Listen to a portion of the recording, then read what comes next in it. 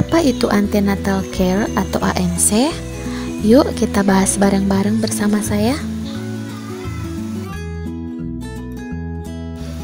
Ketika hamil, sangat penting untuk melakukan upaya pemantauan kesehatan ibu dan janin yang ada di dalam kandungan. Salah satu upaya tersebut dengan melakukan pemeriksaan kehamilan atau dikenal dengan sebutan antenatal care. Antenatal care adalah pemeriksaan kehamilan yang dilakukan oleh dokter atau bidan untuk mengoptimalkan kesehatan mental dan fisik dari ibu hamil.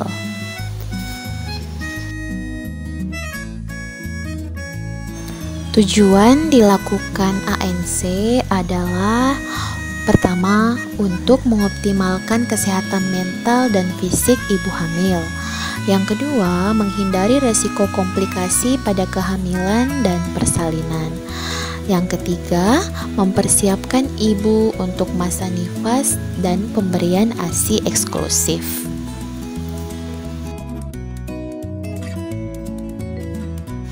Setiap ibu hamil disarankan untuk melakukan kunjungan antenatal yang komprehensif dan berkualitas, minimal 4 kali, yaitu 1 kali sebelum bulan ke-4 kehamilan, kemudian sekitar bulan ke-6 kehamilan, dan 2 kali kunjungan sekitar bulan ke-8 dan 9 kehamilan.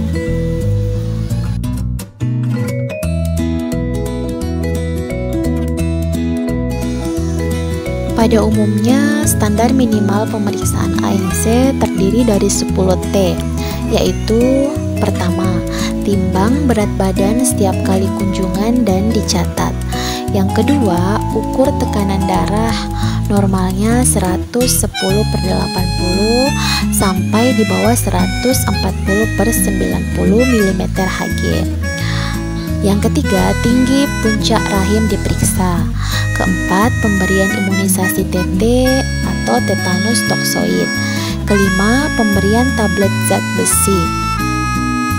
Keenam, tetapkan status gizi.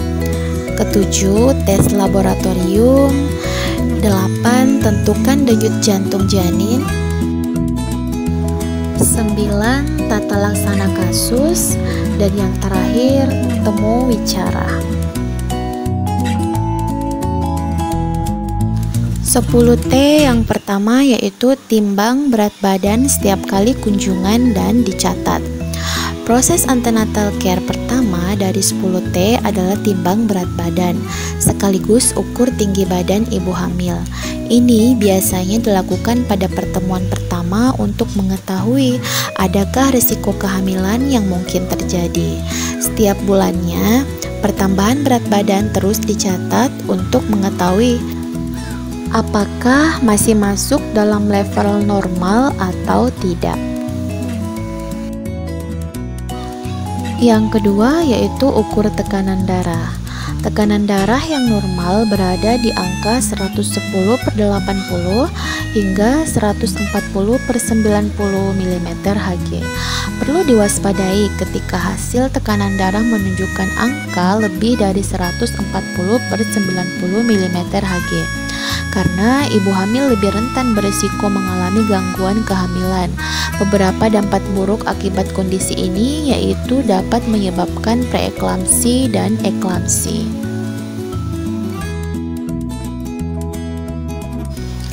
Yang ketiga, tinggi puncak rahim diperiksa. Puncak rahim atau fundus uteri juga perlu diperiksa sebagai salah satu indikator usia kehamilan. Idealnya, tinggi puncak rahim ini sama dengan usia kehamilan. Jika ada perbedaan, toleransinya pun hanya 1-2 cm aja. Yang keempat, pemberian imunisasi TT atau tetanus toksoid. Vaksin TT dilakukan sebanyak 5 kali dengan selang waktu yang berbeda-beda. TT1 pada saat kunjungan pertama, sedini mungkin pada saat kehamilan. TT2 4 minggu setelah TT1, TT3 6 bulan setelah TT2, TT4 1 tahun setelah TT3, dan TT5 1 tahun setelah TT4.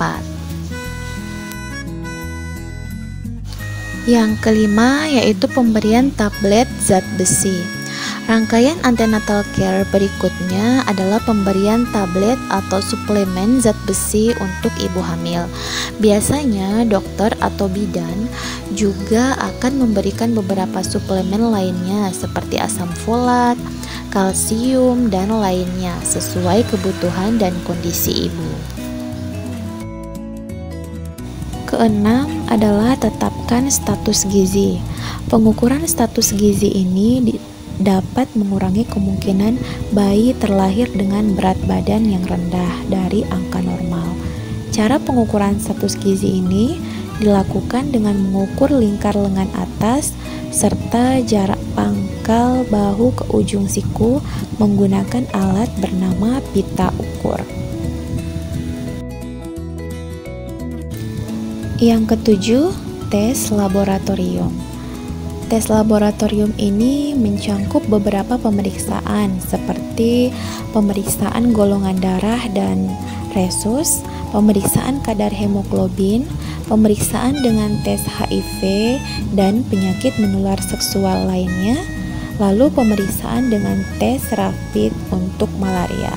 Berbagai pemeriksaan ini tentu dapat membantu menjaga kesehatan ibu hamil serta janin di dalam kandungan agar semakin terjaga.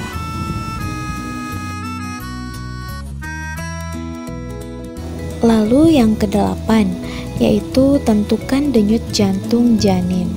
Pemeriksaan denyut jantung biasanya dapat terjadi saat usia kehamilan telah memasuki minggu ke-16.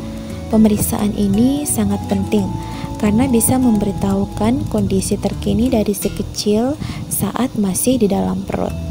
Manfaat yang bisa diketahui usai melakukan pemeriksaan ini yaitu dapat memantau, mendeteksi, dan menghindari faktor resiko kematian prenatal saat hamil.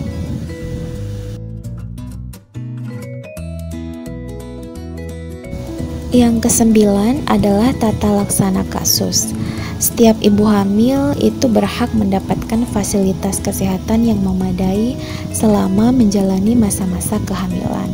Untuk itu, jika suatu ketika hasil tes menunjukkan ada berbagai risiko tinggi yang dapat terjadi pada janin di dalam kandungan, maka pihak rumah sakit akan merujuk untuk mendapatkan tata laksana kasus melalui fasilitas kesehatan yang selalu memberikan yang terbaik. Yang terakhir yaitu temu wicara. Temu wicara atau konseling setiap kali mendapatkan kesempatan untuk kunjungan antenatal care perlu dilakukan dengan baik. Ibu hamil berhak berkonsultasi mengenai apa aja kepada dokter ataupun bidan, termasuk segala keluhan yang terjadi selama masa kehamilannya.